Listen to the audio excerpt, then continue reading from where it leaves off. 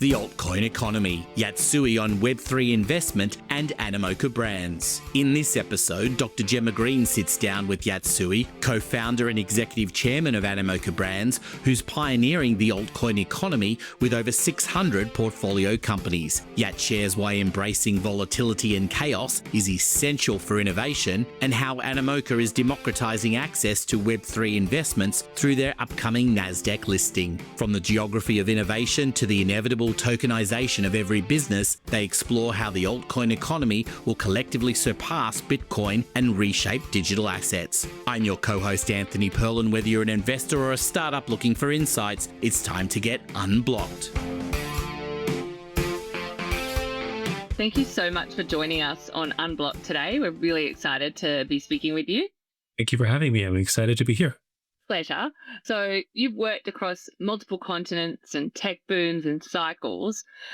Perhaps you could start with the mindset you think is critical today in investors and founders navigating the next wave of Web3 and what's happening in the market right now.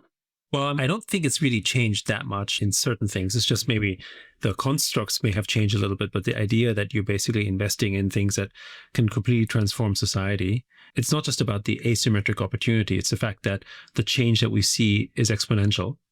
And particularly in the early days of the internet. So I'm a child of the 70s. So I've basically experienced both massive societal change growing up in Europe. I grew up in Austria right during the time when essentially we still had the Cold War, at least the last Cold War. And that was one where we still had the Iron Curtain between Eastern and Western Europe. But the other thing, of course, we had was the different forms of media that were changing the world. At that point, it was TV and satellite. Before it was radio. And of course, afterwards came the internet. And each of them provided forms of exponential change that were difficult for people to measure. But if you could project that, not just mathematically, but just project that in terms of, okay, well, basically, what are the network effects? What are the growth potential that can come from that? Then you could kind of map out sort of the exponential growth curve. And from that, not that we would get it right necessarily all the time, but from that, you can then estimate maybe what is the rate of change and therefore the kind of transformative change that could happen. And I think the part where everyone started to somewhat lose the plot really was probably when the internet first came around in sort of more of a mainstream side back in, let's call it mid 90s. It was really starting to sort of gain some steam.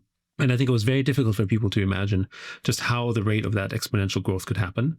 And today it's happening everywhere, right? Whether this is, with AI, whether this is with mobile phones before, right? And so I think what we need to be prepared for, regardless of as an individual or as an investor, is that we need to think of every new innovation as one that has the potential to really be explosive.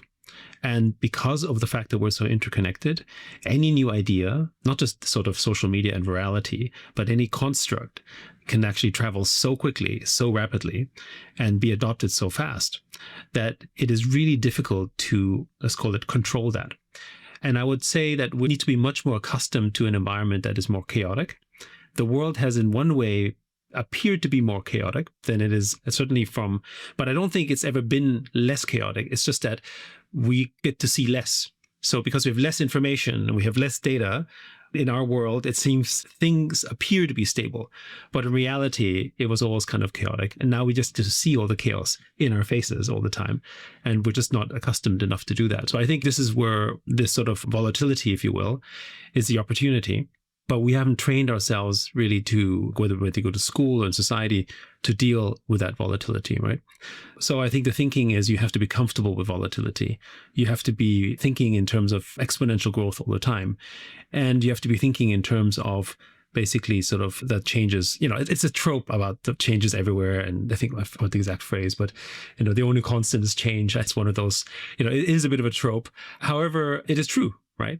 And the difference is that the rate of change is now probably sort of daily as opposed to, or sometimes even hourly. I mean, if you just look at the news from just the last couple of days ago, you're just like, what the hell just happened? Right. All these things. And then being able to sort of calculate that. So I think we just have to be prepared for that. Everything else follows from there, but we have to be really prepared for that. And which means also that you can't look at the past as the perfect model for the future, which is what a lot of people used to do. right? You can learn from the past. I think that's important. History is a great teacher. However, we can't say, well, because this worked in the past, this is going to work in the future in the same way. I think we have to distinguish between sort of that. The only thing I think history teaches us very well is human behavior, because somehow that doesn't seem to change too much. So I think that's the lens you can take. However, when it comes to technology, when it comes to innovation, when it comes to things like, and recently like AI or even blockchain, we have to accept the fact that there's going to be radical change, and we can't look at the past as a model for the future.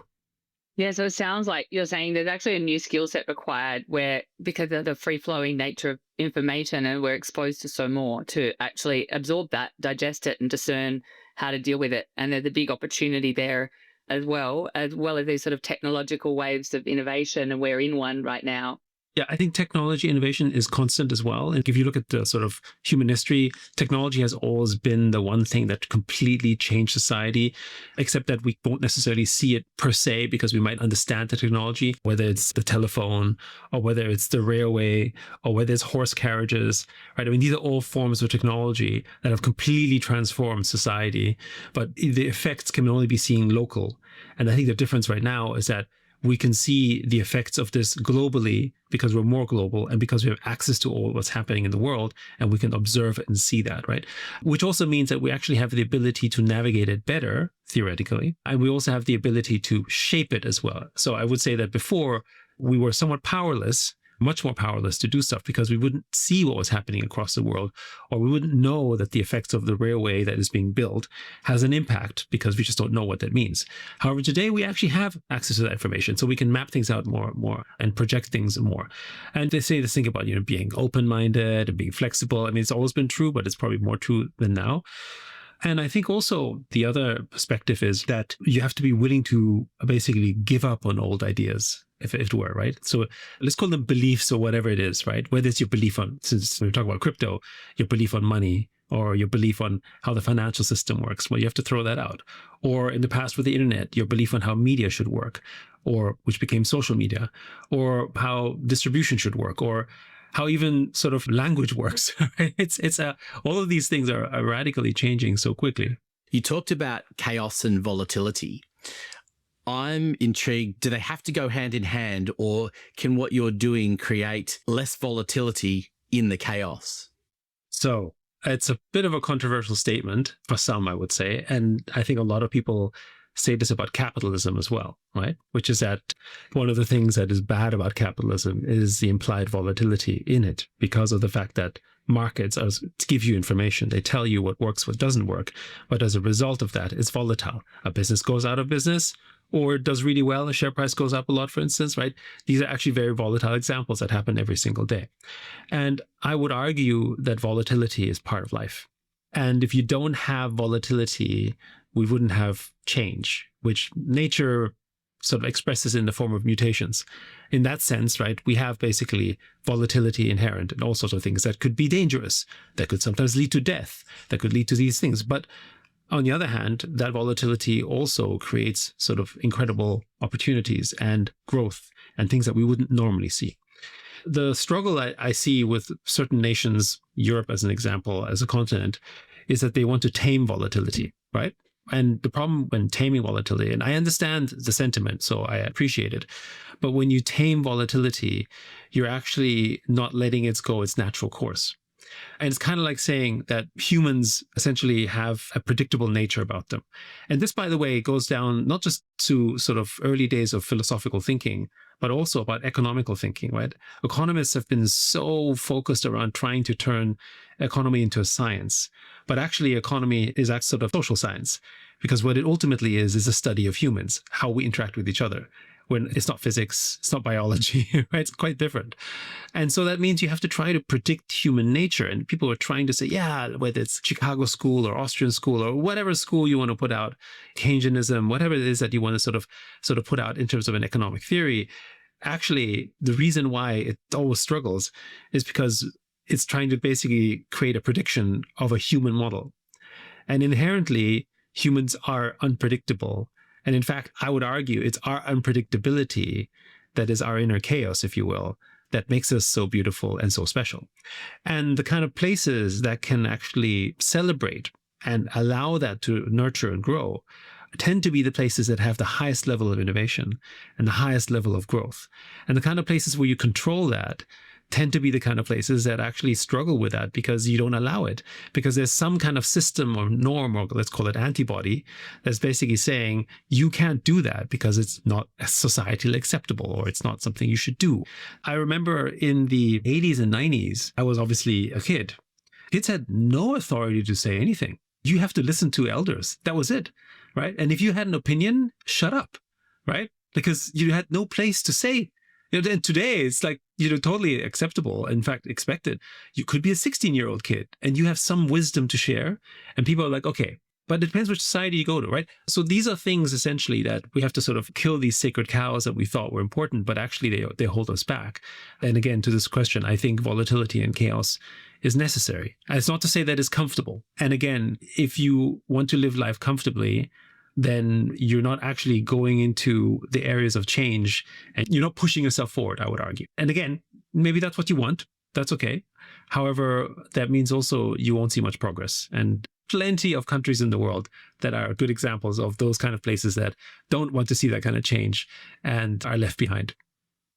I think it's interesting too, isn't it, that with the push around AI in particular, I think it's actually leading to more creativity and interacting more on the human level, which is more, as we talk about in marketing, for example, that they say 99% of decisions are emotional and the 1% is just justifying the emotion. So that really talks to that whole idea of creativity and, to a degree, chaos, as you say, because you never couldn't quite be sure how a human is going to react. So just to riff on that a little bit, emotions is a great example of something that is not sort of inherently predictable per se, right? So that's also what makes it both special, a little bit terrifying at times as well, right? But if you have emotions and you're guided by something that doesn't seem logical, that actually is the part that I would say differs between us and let's call it an AI. Because we obviously have something that affects us in some form or fashion that some may argue isn't entirely programmatic. Although there's some people out there who would argue that we're just biological computers and that ultimately, we're going to get trumped by AI because they're just better computers than us. And I think some people out there, including myself, that would disagree with that notion because I don't believe that humans are entirely computable per se. In fact, nature isn't entirely computable. And there's many other elements around, let's call it sort of points of evidence that would demonstrate that, whether things like quantum mechanics or Gödel's incompleteness theorem, there's a whole sort of ideas as well as proofs out there that could demonstrate that we ought to be more than just computers. But I think the thing that really sort of makes us so special is this idea of we do things for pleasure. So for instance, when you think of the earliest forms of innovation, I think there's a great example of when the cavemen back in their days basically were sort of finally getting to some level of stability of some sort, right? Where they have their fire and they could do their hunting. Then they started painting. And a lot of people were like, okay, so what are these cave paintings for? Is it a diary? Is it some practical information? Or in some cases, it turned out to be maybe just for whimsical art. And one of the things that they also started doing was they started basically making musical instruments out of bones. Now, just think about that. From a very purely practical perspective, if you were just really utilitarian, the very first thing you do once you've found some level of stability is, well, how to make more food or how to make more this. You wouldn't sit back and say, let's make a musical instrument that basically is entertaining, right? And it turns out that actually that's what we found in the excavations in archaeology, that people started making whimsical, sort of entertaining sort of instruments and artifacts that were for your personal enjoyment and entertainment. And then, of course, later on, these type of innovations would end up becoming things that might change the world in a different way. For instance, the inspiration of the keyboard that every person in the world uses actually was essentially a musical instrument. It was inspired by essentially the keyboard of a piano, right? The very first typewriter actually looks like a piano. It doesn't actually look like the sort of QWERTY keyboard that we have right now. And from that came the idea, wait, hold on, actually, this is kind of efficient and this works. But people didn't design the piano for utility. They designed it entirely for entertainment. And bring it back to even the more modern, perhaps, talking about AI, NVIDIA, which is, of course, by market cap, probably the largest or one of the largest companies in the world today. I think at one point they hit $5 trillion. They serviced initially the gaming industry. And it was because of gamers who wanted to experience their favorite game at higher fidelity, at higher graphics, at better speed, for an entirely whimsical, basically entertainment and personal emotional experience. They paid all that money for better and better graphic cards until these graphic cards were able to essentially allow us to do things like Bitcoin mining and obviously AI compute for things like simulation. So this idea and this construct that we as humans have this sort of creative, emotional, whimsical nature about us that forces us to create these sort of, let's call it wacky ideas that don't make any sense whatsoever from a utility standpoint. But here we go. And then they open the pathways to the biggest and greatest inventions we've ever seen. Yeah, there is certainly some amazing things, which brings me to the other point that you raised before that I'm intrigued in. You talked about innovation being encouraged in some countries and not in others. So you're someone who has lived in and had a lot to do with multiple different countries. So are there some examples of where it's working and where it's not working?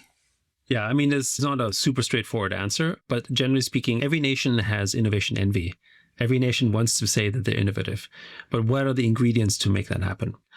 One of the things that I found so fascinating when I first visited Silicon Valley was that walking around Silicon Valley is particularly uninspiring. I don't mean that in the sense that the people aren't inspiring. They're very inspiring. It's the fact that the environment is entirely uninspiring. I mean, your internet sometimes doesn't work, right? The infrastructure is pretty bad, right? The technology that they have is, a little bit backwards. The buildings are generally low rises. I'm talking about Palo Alto here, right? But yet it is the center of innovation. And so for the most part, and it's sort of touted as an example because the biggest companies, tech companies of the world tend to have emerged from there. And so what makes it special? Well, part of it is that you have basically a very open-minded community, sure. But you have also a set of people who look at backing startups as a sport. And so what I mean that is that if you go and hang around sort of the Starbucks in Palo Alto, you'd have a hard time not sort of inadvertently overhearing some investment, some startup, some cool company that they sort of invested in, right? Whereas maybe in other cities around the world, they might talk about restaurants that way, or they might talk about real estate investment that way, whatever the construct is, right?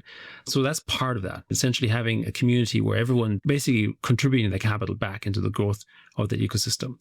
But of course, there's sort of government and regulatory things that can be supportive of that, right? Countries are putting grants and countries are trying to sort of provide tax breaks and so on. But these turned out to be really sort of secondary as an effect. So they help a little bit. But what's really important is the cultural, social mind shift of a mindset of essentially the people who are there. And one example historically that's always been an issue for, particularly in Asia, and again, there's some demographic reasons why that's changing, but it's been an issue, is that, in America, for instance, a lot of young people, actually most young people, have to leave home when they go to college, and then they don't come back to home. Basically, you're effectively cast out, as it were. I know some friends of mine that if they go, and again, this is not a common occurrence, but sometimes they say, I want to live back home, right? Actually, their parents might charge them rent, okay, right? But when you go to Asia, particularly in places like Hong Kong, for instance, it's not just that you are welcomed, of course, it's more like it's almost expected. And because of the cost of real estate being really high, you tend to sometimes live with your parents until you're in your 30s sometimes. And I remember when we hired some of our very first people back in the 90s, I wasn't just interviewing sort of the kid, as it were. I was also being interviewed by the parents. And again, this isn't so much the case now, but it's because the family had such an incredible influence back in the day. And I would get complaints from them, why is my son not home for dinner? His work is like 9 to 6, right? Now, this is, of course, in the 90s and early 2000s. But the point simply being that that was the culture. And in one hand, you have a very strong family unit, but the influence of your parents is very, very strong. So if your parents don't approve of what you do and you live in the same household, it's kind of hard not to be influenced by that. Whereas if you're pushed out of your home and you're basically just living with everyone else of your same age group and you're away from home, then you're much more independent in a sense. And you basically just do what you want to do sort of yourself or what you're being pushed into or whatever. So that's also part of that, right? And then, of course, the other thing is that in some ways, you look at the US, the fact that the US is so messy is a negative on one hand, but it also provides the opportunity spectrum for why basically you have so much innovation and growth because there's so many needs to be fixed or to be done and things aren't perfect. And also, I think there's a lot of empty spaces as well. I was observing this when I went to the US and stayed there for a little while. And commutes are just generally very long. right?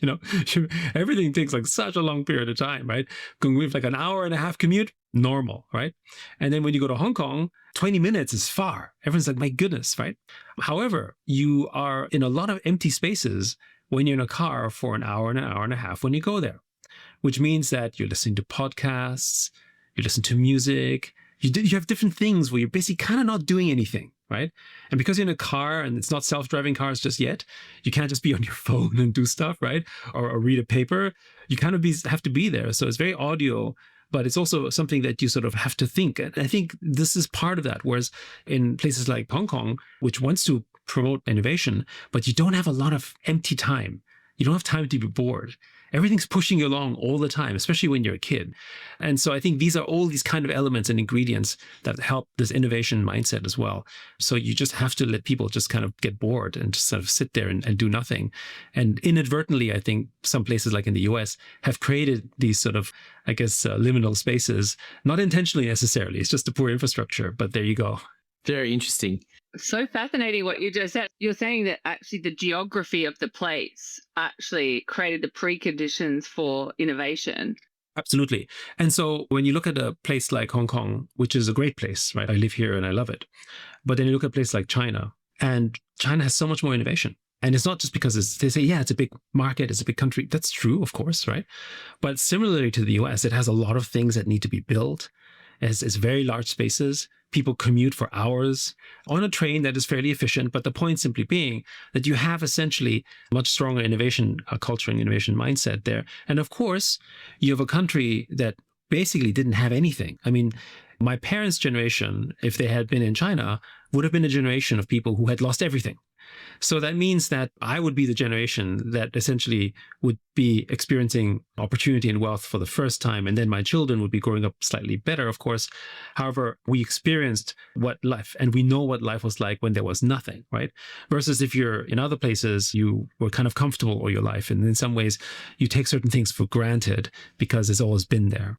Are you aware of Paul Krugman's theory of agglomeration economics? I think he won a Nobel Prize for it, but it's basically the theory surrounded like the co-location of related industries creates, geographically speaking, creates the preconditions for innovation, and also the close proximity of them drives efficiencies, like kind of vertical integration kind of idea. And it feels a little bit at odds with what you're saying, although my experience is that if you jam pack everything together, you don't have space and you don't have that processing time and boredom. Like my kids are constantly telling me, I'm bored, and it's like I have to solve their boredom, but I actually think boredom is total, like where do ideas come from otherwise? And where do insights and discernment, like they're all really important skills. And if you've just got white noise, there's no liminal space, as you say. Yeah, I think there's a distinction to be made around infrastructure that is there and how it's used versus having zero infrastructure. If you go to certain countries, war-torn places like, say, in Africa, for instance, like Somalia or so on, then yes, it doesn't matter. It's just not going to work, right? The infrastructure just isn't there, right? What I think, however, what we're really describing here is the power of network effects. And the proximity of these network effects matter. The difference, though, is especially when you look at sort of industrial economies. And in a way, even though, of course, we're post-industrial, there's a lot of the world today that operates in an industrial construct. When you look at, for instance, the cities in America, the IBM towns or the GE towns, right? I mean, they're basically sort of towns that were built specifically for that purposes. And then they were adjacent because they were in New Jersey, close to New York or something. So there was something that was there within that kind of network, right? And I think there is a strong historical reason why the US subsidizes essentially gas and oil, right? Because from their lens, subsidizing gas and oil essentially greases the economic engine because it makes it cheaper for people to move and connect with each other and do business and do transport and to deliver goods and whatever. So that's still true. I think the difference, though, is that a lot of this is now moved virtually in this world. So the network connections that we can establish don't have to be entirely physical. So that means that, you can now conduct business anywhere in the world and you can basically do that efficiently. It doesn't necessarily replace human connection, but it does make it possible basically to connect and to build products and services and to do business around the world without actually having to be physically there. So there is that part. And of course, as we deal more and more with sort of virtual services and the equivalent of virtual commodities, which is effectively crypto kind of is, you do away with a lot of the practical sort of logistics aspects that normal commodities would have had to endure. I need a shipping port. Why is Hong Kong or places like Hamburg or New York or Guangdong so important? Because they are shipping ports for goods and services. And since we're physical beings, we still need those goods and services, right? However, there's another aspect of that goods and services that is becoming much more prevalent, which is essentially these virtual goods and services. And those ports no longer are limited by space and geography in the same way that essentially sort of physical goods are. So Hong Kong as a port is undeniably powerful because it is in a spot that is not just sort of practical, but geographically in a super spot, as it were. Like location is everything in this example. But in the virtual world, you don't need that type of location. You just need strong internet connection, right? And that's one of the reasons why locales that have, like if you look at what happened in Korea after the IMF bailout, one of the very first things that Korea did back in 1999 was to essentially invest and build massive broadband infrastructure. And a lot of people were deriding that and saying, you can't feed your nation and you're building essentially broadband. What is that all about, right? And now Korea is the 12th or 13th largest GDP in the world that is entirely powered by essentially the creative economies that comes from intellectual property and digital services, powering some of the, whether it's K-pop, whether it's gaming companies, whether it's Samsung, it doesn't really matter, right? Korea has become this powerhouse, but they don't produce oil. They don't have natural resources. They're not a great shipping port because they built the infrastructure that allowed for them to have an advantage towards others by creating essentially that domestic sort of highway, but it wasn't a physical highway. It was a virtual highway. I mean, you've said a lot of things that I wanted to dive into, but I think historically the kind of shipping powers of the world commanded a lot of control of currencies and economic power. And we're now in a paradigm where those things are still relevant, I think, from the port example that you just gave. But there's also this other element of how technologically advanced or concentration of activity around like innovation that can drive economic growth as well. When you think about hiring people, for example, the mindset that you just described at the beginning, Yat, around being able to synthesize such a vast amount of information, firstly, and draw useful insights, one. And then the other aspect, which we've just touched upon in this conversation, is where are they based? And how does that feed into the kind of animal that they are in the corporate world? How did those two things, which kind of very important for how you think about innovation, feed into how you hire and bring people into your team? Super challenging question. Not because the answer doesn't seem obvious, but because it's hard to find people like that in general, right? So first one, I would say, generally speaking, I think the era of specialization is basically going away. And I don't mean that you don't need to be very strong and have subject matter expertise in certain things. But if you're only good at that, then you are limiting yourself, because in some ways, an AI or a computer can probably do some of these tasks very efficiently as well. And in fact, I think what differentiates us between the machines much more so is the ability to synthesize this through the lens of our human experience, which I spoke earlier with Anthony about, is essentially not entirely predictable because we're humans and because we're emotional. And it's that sort of chaotic, impulsive nature that sometimes actually delivers these surprises that are sometimes whimsical and sometimes ridiculous, but then come with incredible outcomes. And so I think that's really the sort of superpower that we have. And we used to basically build that by constructing experts to come around us. So we have like 10, 20, 30 experts come together and we try to share that information and then come up with something. It's somewhat inefficient, but it works because you know how to do this. Basically, understand metals, and this guy understands the chemistry of that, and this person understands the geography of here. They come together and they build something, right? And today, all of this essentially can be done by a machine. And so the compounding of that has to be the person who can see the vision for it, rather than basically just the parts, right? And they have to have an understanding, but they don't have to understand the full mechanics of it quite the same way. I think the earliest form of that mass abstraction, I would argue, there's many examples, but I would say the best example that I can recall from my own childhood is when we got the calculator. And I grew up in an era when we were not allowed to use a calculator in class because that was considered cheating. So now everyone has a calculator. And what we've really done is we basically amateurized math. And that allowed a person who could be an incredible architect, did not have to be a mathematical genius in his head anymore. But the architects of before might not be able to pass architecture school if they weren't able to be not just strong in math, but essentially almost like human computers, right? And I'm just sort of giving some examples of how the fields of basically study and opportunity have grown so much more, because essentially things like math and sciences and so on isn't something that was only reserved for the few who happen to be sort of almost functioning like human computers, right? And you see this with medicine as well, much to the annoyance of doctors. How many people walk into the doctor with ideas about what's happening to them, and the doctor no longer can just prescribe them, but actually has to have a debate, sometimes good, sometimes bad. Or the role of teaching, right? The role of teaching in schools used to be essentially very didactic. It's like top down. You basically, I tell you, and you just repeat what I say. Okay, right? And now it's like, no. I got stuff that I'm reading. This is what ChatGPT is saying. Is it true? Is it not? I have opinions because I'm seeing stuff there, right? So teachers have to basically be able to debate that. And in fact, there's no way that they can compete with the knowledge that actually is percolating within their own classroom, let alone on an annualized basis, right? Where every kid is probably coming in smarter than the cohort before, while they're kind of stuck in time a little bit because it's teaching the same stuff, right? So all of that's changed. And so you have to be able to navigate that, and you have to be able to sort of synthesize that. And I think that's the skill that's needed, which means that, for instance, when you want to hire someone and he has to be able to put that together, I think that one of the most important skills is understanding human behavior and understanding humans generally.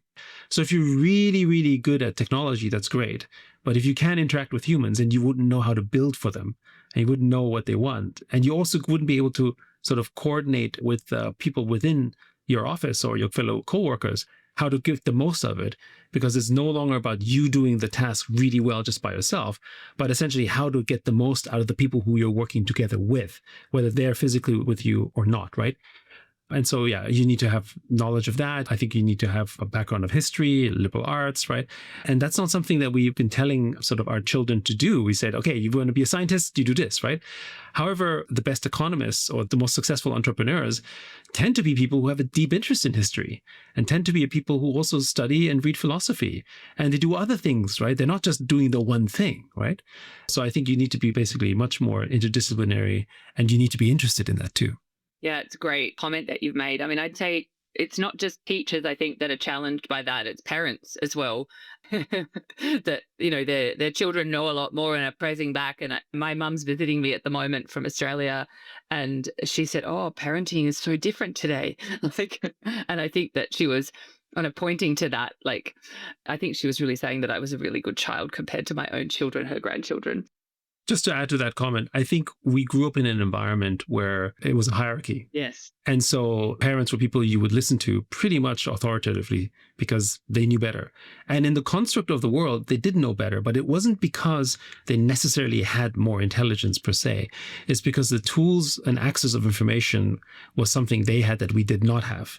Right? They had access to books, or they read them before we did, or they had access to basically information through work or through newspapers that we didn't have, right? So in a way, they basically had information arbitrage. Yes. And they essentially were able to sort of navigate this way. That information arbitrage is all gone. And in fact, there's information that our children have that is probably not just more advanced, but it's more sophisticated, or it's more developed, or whatever than we have. And then, you know, I think the role of parents, it can no longer be that from the perspective of certainly the classic hierarchy. I think it's more about values and mentorship. And again, it's about being essentially a good human rather than necessarily having all the answers.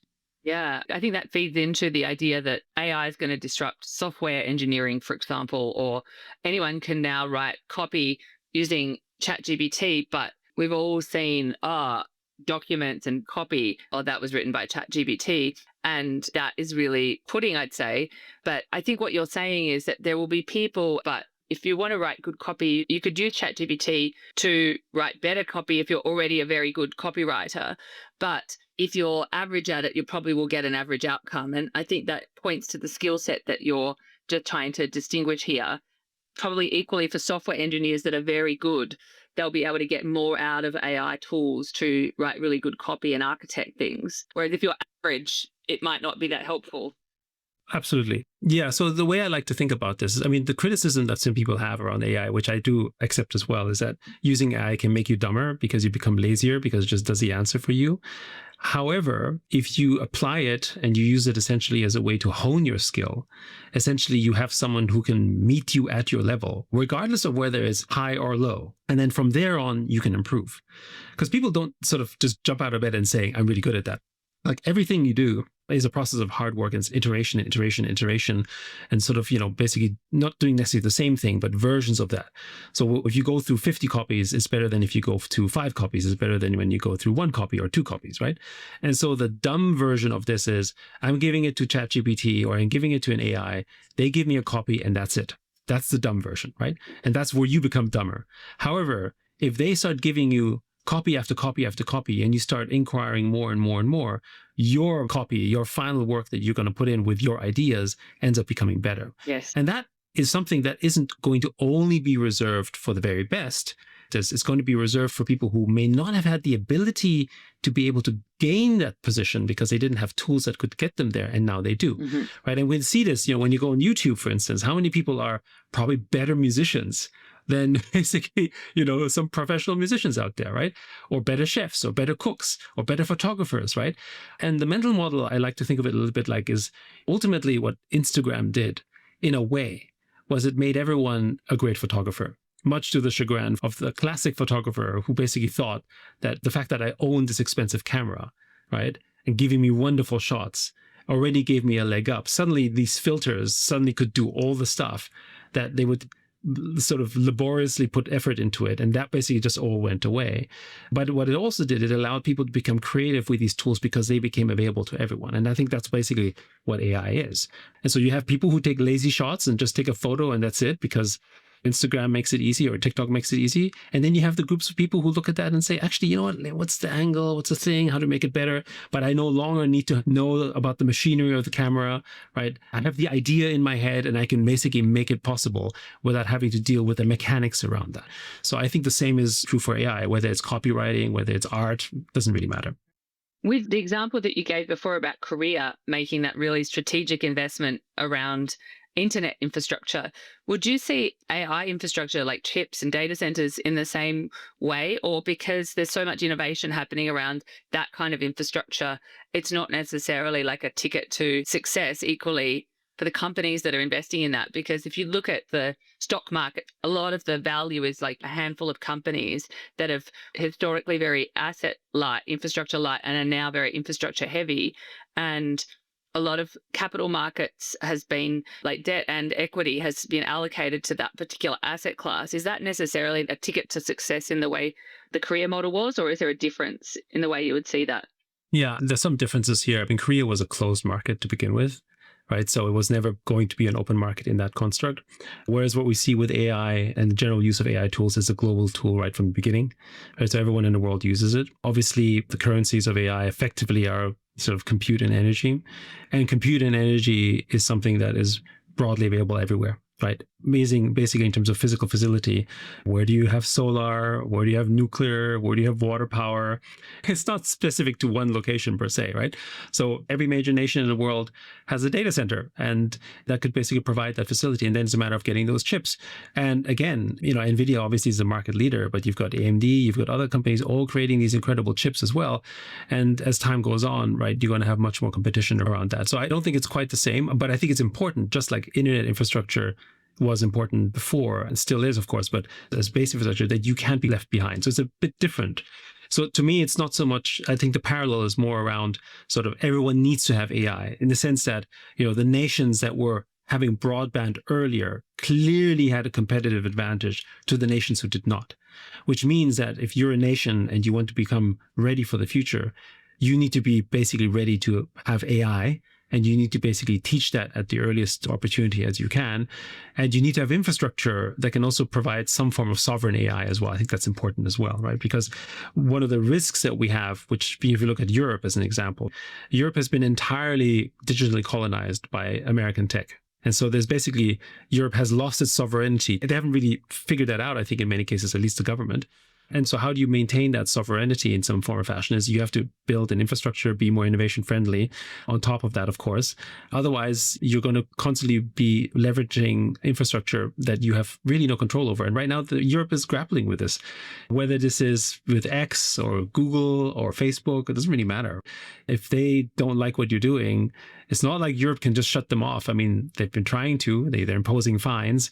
But it's not enough, right? Imposing fines is not a way in which you can manage that.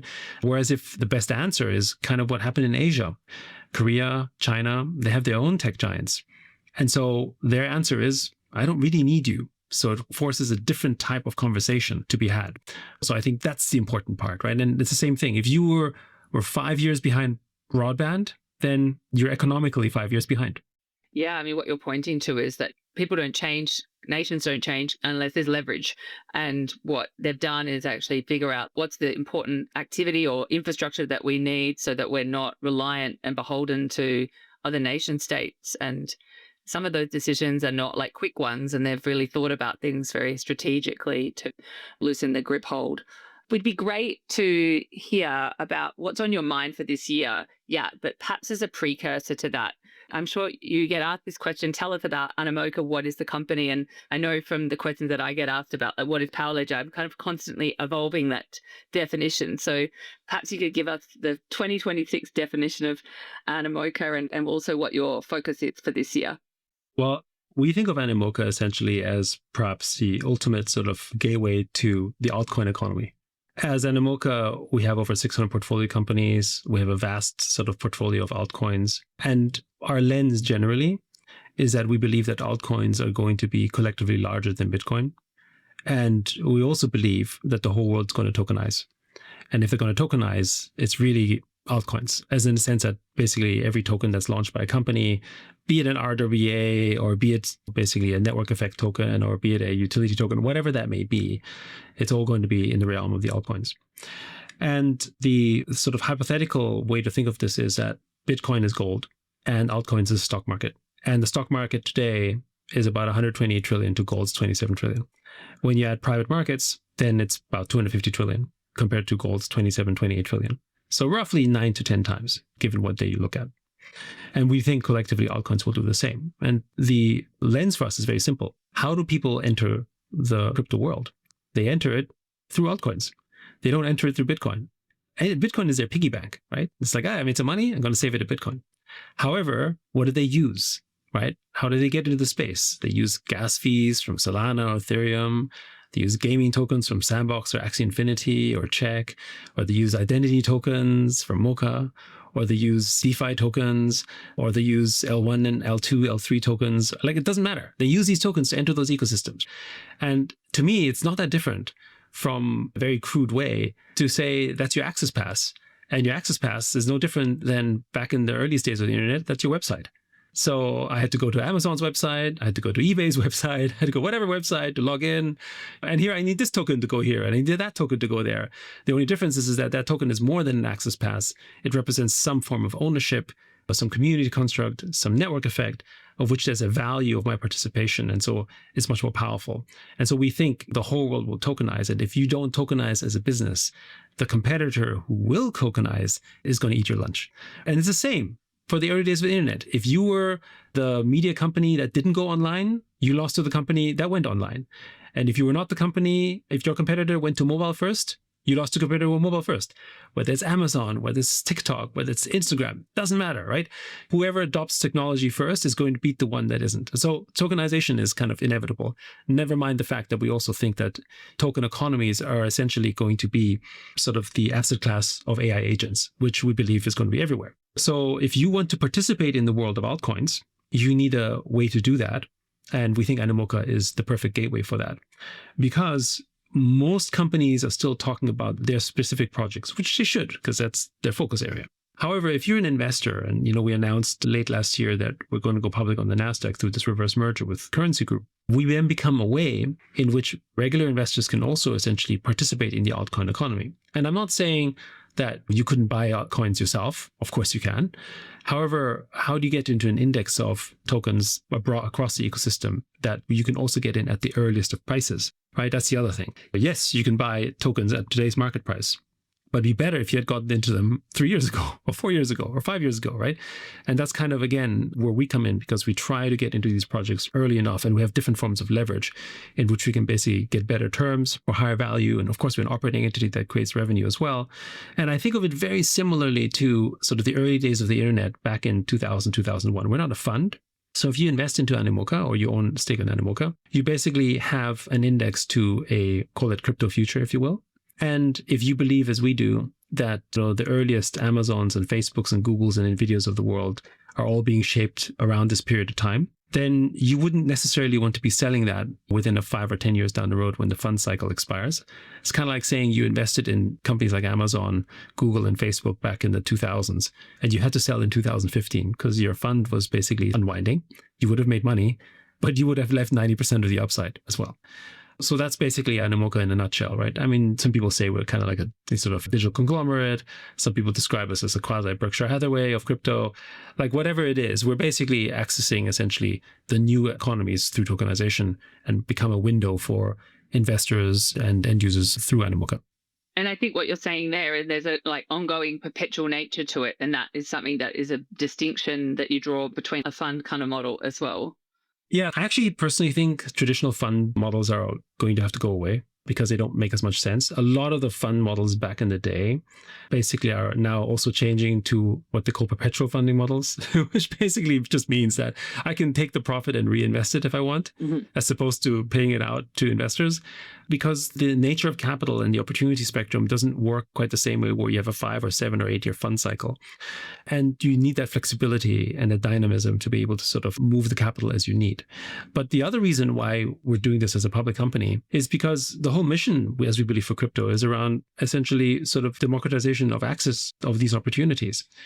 And we can't issue a token along those lines. But if you bought our equity in a public market when we're trading as a publicly listed entity, then your regular retail investor would have that opportunity. Whereas you don't get a chance for most people, except the really wealthy and privileged, to invest in, the A16Zs or the Kleiner Perkins or sort of Draper Fisher type funds in the world, KKR or whatever you want to call it. You don't have an opportunity to do that because you just don't have the money. And so for we as an operating entity that's going to be trading publicly, that's one way for them to participate if they wanted to. And of course, the benefit is that if they don't believe in it, or they're kind of like bearish on altcoins, they can also trade out of it, right? So it's much more efficient. And I actually think most funds, maybe through a purely tokenized structure, not necessarily public listed structure, are going to probably operate in this fashion because investors don't necessarily want to have their capital locked for 8 to 10 years, right? That's a model that made sense back in the day, but makes less and less sense these days. Yeah, so if I understand correctly, with what's going to unfold with the NASDAQ listing and the reverse takeover, and congratulations, by the way, on that, it's very exciting, is that you're going to provide like a retail on-ramp and off-ramp and liquidity for people that want to get earlier exposure to some of this asset class. And it sounds, therefore, that you're very focused on the earlier stage investment around these companies as well. So to make 600 investments, you must have quite a few staff and have looked at a lot of companies and said no to a lot of companies. Tell us a little bit about the machine. The way that the Animoca machine works is we obviously have the investment arm. And as an operating group, we're around 700 people or so. So it's down from actually over 1,000 at one point, at peak, right? So obviously everyone had to sort of right size a little bit. But really the way that it works is that we try to create the best leverage to have essentially the best unit economics on these altcoins that we can basically sort of put on our balance sheet. And then outside of helping them and earning fees and so forth, what actually happens is that because we have a trading team, we have the ability to basically start generating yield from these assets. And so because we're sitting on a balance sheet that is quite sizable, we can then basically generate 9-figure revenues that then basically provides an EBITDA and also a profit line so that we're basically able to sort of keep reinvesting that capital. This is a bit different from your traditional investor because a traditional investor charges a fee for the management. We don't do that because the asset is typically liquid. We have the ability to generate yield from those assets over the course of our investment. And so as a result, we can then basically generate an income from that, which then pays for the bills, as well as essentially provide profits and margins in which we can then basically make these reinvestments. But of course, beyond investing, we also incubate projects that we think are necessary. So we have a joint venture with Standard Chartered called Anchor Point. in Hong Kong. We have Hong Kong Telecom. We have partnership with Prof Labs, a RWA marketplace called Nuva. We incubated things like Open Campus, which is basically the education blockchain, and also Mochaverse, which is a digital identity. And then we also look at things that we think have a lot of mass adoption potential. So things like sort of AnyChess, which is essentially a partnership between chess.com and Magnus Carlsen, in fact, who basically helps launch a platform that is essentially let's call it crypto chess, if you will, of some sort, although it's not seen as crypto chess to the end user, and trying to bring sort of good portion of the 600 million chess players in the world on chain, for example, right? So those are projects that we would basically incubate from the ground up if we think nobody else is doing it, and to help basically bring more people on chain. Because of course, as more people are on chain, then of course it is more opportunity for us, more user growth, more revenue, more income, all that kind of stuff, right? So we're more of an operating entity in that sense, but we have this sort of asset accumulation strategy that's part of the operating entity that essentially makes it a very suitable index of these type of assets that we believe are going to be amongst the biggest in the world. Yeah, so you've created a new commercial model and business model distinct from the fund model, which is very fee-based as well as returns. I mean, a lot of it is the 2 and 20 model and raising capital, and there's not always enough money in the ecosystem to invest in that, and they put a lot of bets on, and I think that model is very broken, not least for that reason. So I think you've created less reliance on that, and you're an ecosystem builder, and that can be a cliched thing to say. Lots of VCs would say that they're building the ecosystem, but what I'm hearing and what you're saying is that there's a lot that you're doing in that, and it's actually a very meaningful part of your activities. It's a meaningful part, and also it allows us to be long-term. So if you're a fund, you're kind of obligated because of the fund cycle and frankly, because of the mandates, you have to take some specific views as to when you liquidate, even if it's not the right timing. One of the interesting things that you see in a classical venture capital world is what they call secondary funds. And secondary funds exist because primary funds are running out of their time cycles. And they're like, I'm forced to sell, but I happen to have this great position in OpenAI or whatever, this hot company that's out there, but I have no choice. I have to liquidate. So the secondary guys come in, give them some upside, but essentially take most of that because they provide the ability to do this.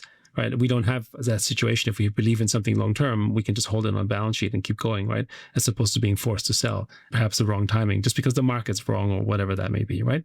So that's sort of one example. But the other thing, and I think this is more and more the case, is that I think it's hard in a world where everyone can be an investor. Then how do you distinguish yourself really? And that means how do you add value to the projects and the sort of things that you're building? Also, I don't think you can be a very effective investor or participant in the ecosystem if you're not actually building yourself. Because then that means you're kind of away from things, right? I'm not saying it's easy to give money. I mean, there's a discipline involved in that. But one of the reasons why many of the most successful VCs out there used to be entrepreneurs or builders themselves is because they get it. And in a way, if you have an organization that's structured around that can actually really sort of go end to end, I think that's actually even more powerful.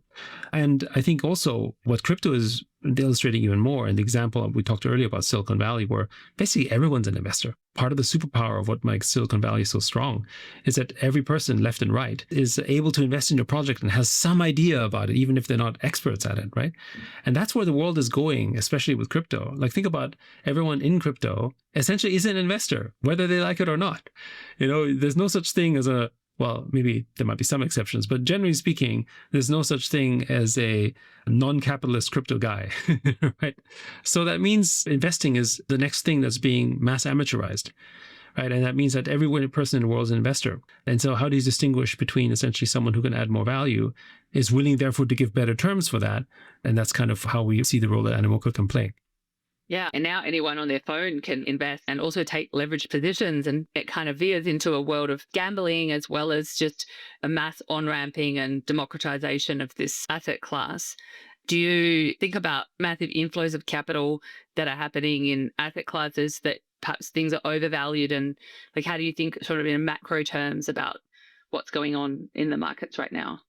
Well, okay. So we're only focusing, obviously, in our sector on digital assets, crypto, Web3. But of course, we get heavily impacted by macro. And the macro in and of itself, I mean, there's the Trump factor. It's always a factor. I actually think the fact that the markets themselves, currently the stock market, gold, silver, all of these things are doing incredibly well. Typically speaking, we can expect a kind of recycling of capital as well. So it's going to basically go through, let's call it the alternative asset class. And crypto is the alternative asset class. So I do think 26 will be a strong year. There's some people who think otherwise. I understand that. But I also think of the thematic as this year for our industry as being deferred. So all the things that we thought would happen and have a positive impact for us in 25 are going to have more of a positive impact in 26, just because of all the factors and because we have to get all the tariff wars out of the way and because we had to get all the disagreements with the Fed out of the way and so forth, right? And so now more and more of these things are becoming more steady and more stable and more predictable, shall we say, in some sense. So I think that's all positive. So we're generally very sort of bullish around that. And then, of course, the general opportunity space of when clarity comes out, which we think is an inevitability, but it will happen probably sometime in the first half of this year, which means that essentially there's going to be a blueprint as to what can tokenize under the CFTC, be considered a security, what is not. And that, we think, just like when the Genius Act passed, is going to open the floodgates for companies big and small to say, I'm going to tokenize now, because they don't have the legal risks as they would have had if there was experimenting around that. I also think it's going to be pretty bad for all the lawyers that were making so much money on the arbitrage, basically, telling people around, we can make sure that you're okay, when in fact they couldn't. Right? That's kind of part of the problem, right? But also that lowers the barrier of that cost. Because, if you wanted to launch a token, you had to have a funny foundation somewhere in the world. You had to hire several lawyers, both from wherever the jurisdiction was offshore and the country that you're in. You had to get legal opinions about it being a security, all that kind of stuff, right? And so the ability to launch a token in, let's call it the appropriate legal framing, was so prohibitively expensive that let's not even go there, right? And again, once it's in law, then, it's not to say they won't be expensive, but they're predictable, they're clear, and it allows basically people to really invest in that because you've set the rules around it. And to the earlier question around how do governments assist in building ecosystems and promoting innovation, it's these type of rails, right? So they're not building them for us per se. They're saying these are the rules. And once we know what the rules are, then you can play around the edges and boundaries of these rules because you know what's allowed and what's not. It's when you don't have these rules where the trouble often begins because people don't know or sometimes take advantage of the fact that there are no rules. Yeah, I mean, Power Ledger moved from Australia to Switzerland 2 years ago, and I moved myself as well. And the regulatory clarity was a big piece of the appeal, and the murkiness of, under the Biden administration in Australia, I think that was just making it very hard to make very big strategic decisions. Yeah, I mean, Australia has its own stories around crypto back in the day. I mean, we were listed on the ASX and were unceremoniously delisted for primarily our activities in crypto back in the day. So we've got our own war stories. I wanted to move from macro just to micro for a minute. Micro strategy, or strategy, I think as it's now called, has been copied by lots of companies. That's proliferated 2025. Have there been, and are there many companies that are copying the Animoca model, or is it too early for these kind of sort of shadow effects or secondary or tertiary effects of this new model to start to emerge elsewhere? I don't think we've seen a lot of copycats for Animoca, but I think part of the reason is because most people don't know what Animoca really does. When people say Animoca and they haven't really studied us, they think Web3 gaming and NFTs, which is still a part of what we do. However, it is not the primary thing that we do in the way that it was before, right? And just for the record, we remain very, very bullish on blockchain gaming. But I think one of the things that we've come to realize that when we talked about GameFi, what we really were talking about is not so much bringing finance to gaming, which is one element of that, but it's really been about gamification of finance. And so that lens that we started taking as we started having this realization is, really crypto is the asset class of the youth, as in Gen Z, Gen Alpha. And what's the culture that they grew up in? It's gaming. And so that's the reason why the most successful trading platforms have leaderboards and social rankings and loot boxes. And basically what these all are essentially are forms of gamification, speaking the culture that they know and understand, right?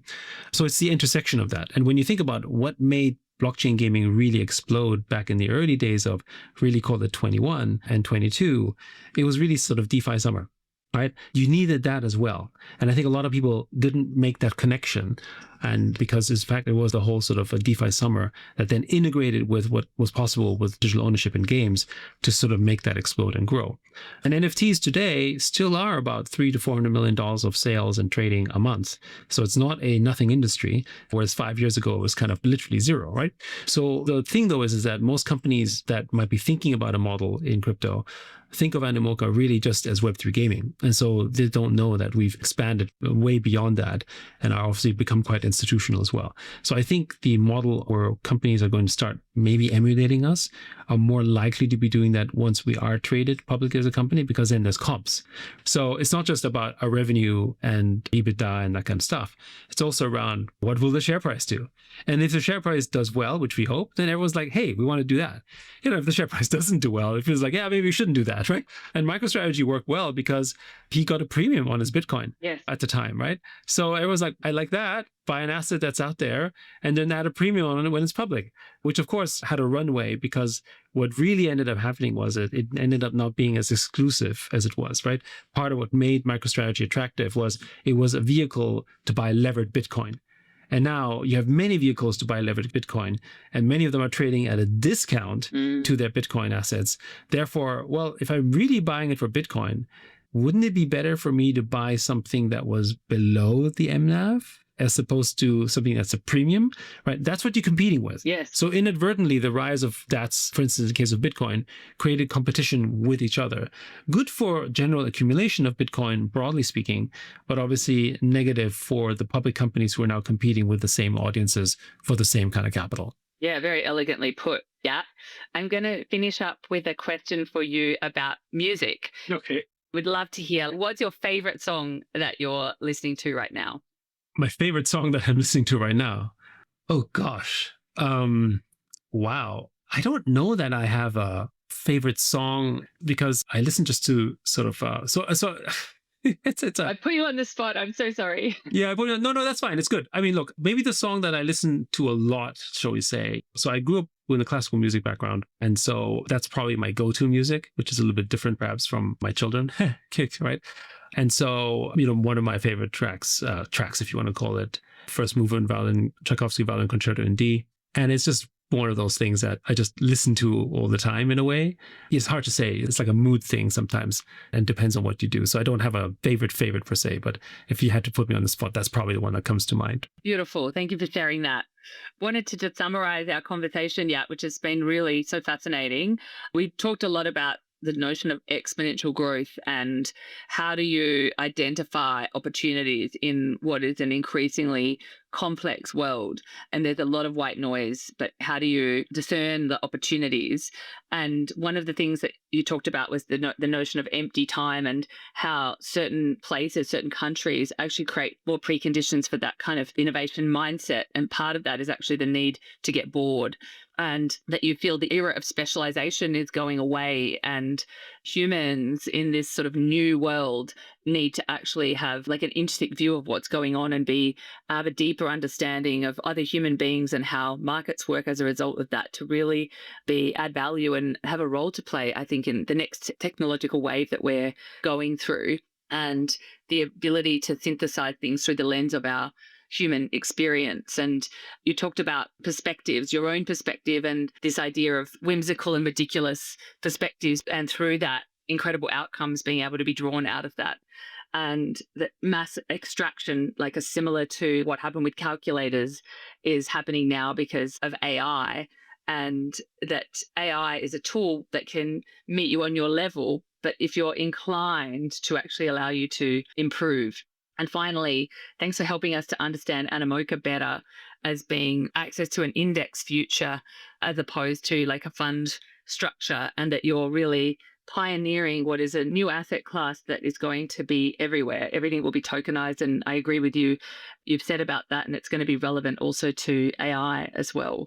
So it's really a fascinating conversation. Thank you so much for sharing your many insights, and we wish you the very best with the listing on the NASDAQ for this year.